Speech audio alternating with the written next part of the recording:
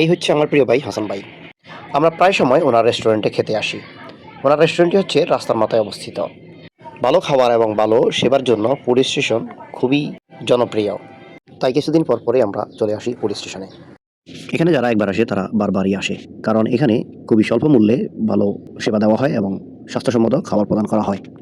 এই প্রতিষ্ঠানের মালিক হাসান ভাই খুবই আন্তরিক। উনি খুবই একজন অমায়িক মানুষ, ওনার সাথে কথা বলে বোঝা গেল।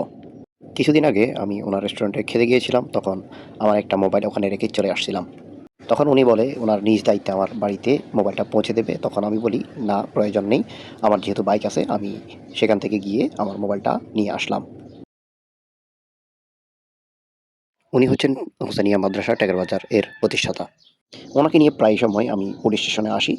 গত পরশুর দিন উনি আমাকে কল দিয়ে বলেন যে ওনার মাদ্রাসার স্যাররা এবং হুজুরেরা মিলে এই রেস্টুরেন্টে খেতে আসবে।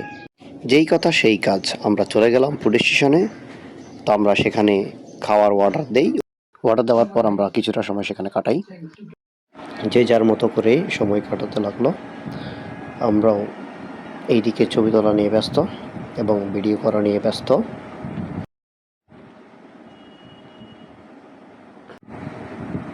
ইনি হচ্ছেন আমার সহকারী শিক্ষক ইয়াকুব নবী।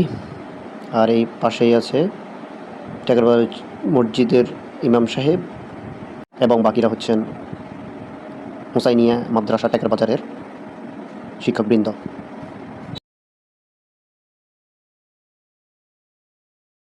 তারপর খাবার চলে আসলো। খাবারগুলো মাটির হাঁড়িতে দেওয়া হয়েছে। তো আমরা সবাই খাবারগুলো খেয়ে নিই।